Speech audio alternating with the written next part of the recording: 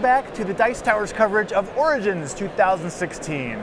This time I'm joined by Travis from Indie Boards and Cards, and you are going to do a little bit of grifting education with me. Absolutely. All right, tell me what this is about. So Grifters is a new game that's going to be released at Gen Con. So this is a pre-production copy.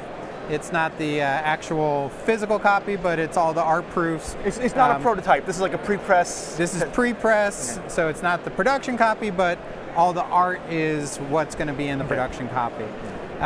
Grifters is a hand-building game, and what that means is it's similar to the concept of deck building, that you will build a number of cards over the game. You'll add more cards to your starting hand, and you'll be able to play those cards throughout the game.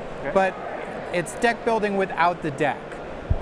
So at the beginning of the game, you'll start with 6 cards, 3 of which are always the same, the ringleader cards. And then you'll start with 3 cards from the deck. And on your turn, you will be playing cards into your hideout. And your hideout is this little tableau. That's the Kickstarter edition. It's a little thicker. And you'll play cards into night 1 of your hideout. And the hideout serves as kind of like a cooldown mechanic. So you will have all your cards in your hand. Always, the whole game. Except for when they're in the hideout. Okay, so like if I played this from my hand, so let's say this is my hand here, and whoop, I play that, it's going to go right there. Always. So you can play cards in 2 ways. You can play a single card like that, in which case you take the action on that card. The Mastermind's a card that you draw 3 cards from the center pile, and you get to keep 1. So that's one of the ways that you would build your hand, and you get to choose between the different cards, and you'll see different cards do different things, so there may be different strategies that you're taking and cards that you want. And then, so that's basically the premise on your first turn. There's nothing in your hideout, so nothing happens. But on your second turn, before you took your turn, you would do what we call advanced time. And advancing time is you're moving everything in your hideout. So night 1 goes to night 2 goes to night 3. Anything in night 3 goes to the refresh area. This down here? Right. Oh, right there. Let's say a little arrow. And then you'll play a card. So you can play multiple cards, and one of the things, maybe we should have set this up a little bit better. If I played 2 greens, and this is a wild card, and a red, I could complete this job. Oh, I see they have the little icons. So, so we have the jobs here. And is it the same jobs per player? Is that what this is? Or? Yeah, there's player count, so depending on the player count, there's some job cards that you use and some that you don't. Then I would take all 3 of these cards and put them into night 1. Oh, really? So they all move as a block. So then at the end of the turn, if anything a refresh area, I would take it. And the next turn, I would do the same thing. Advance, play a card.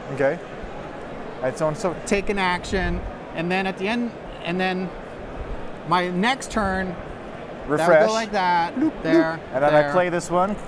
And then the next turn, what happens? Well, at the end of this turn, where I moved a card into the refresh area, I would take that card back into my hand. So you're never without them.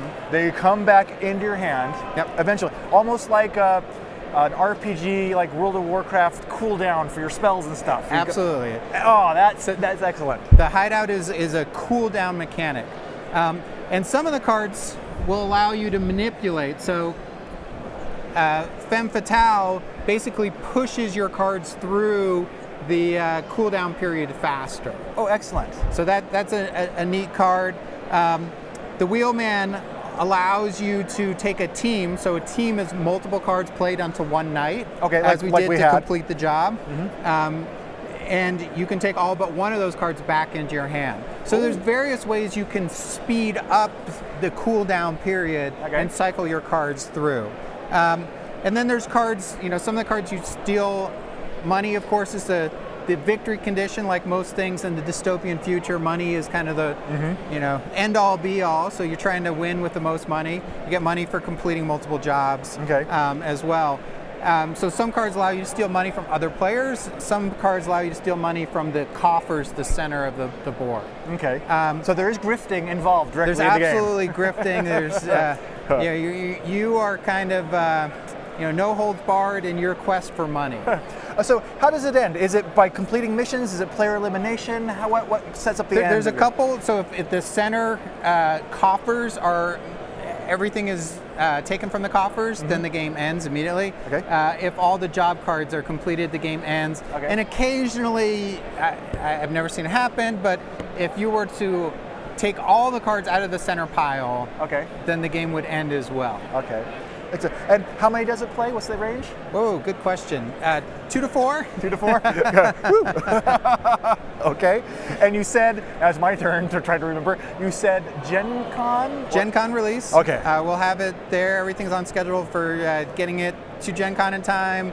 Kickstarter backers will be, I think we should have it, I'm estimating we should have it out on its way to people before Gen Con, but of course, in transit to it's all coming. The Gen Con and the Kickstarter backers for the US at least are all coming same ship, and so that'll work out. It'll be in stores in the kind of mid-August time period. Excellent. I'm looking forward to this one, and thank you so much for sharing it with us, Travis. Yep. Thank you for having us. Yes. And until next time, keep watching the Dice Tower's coverage of Origins 2016.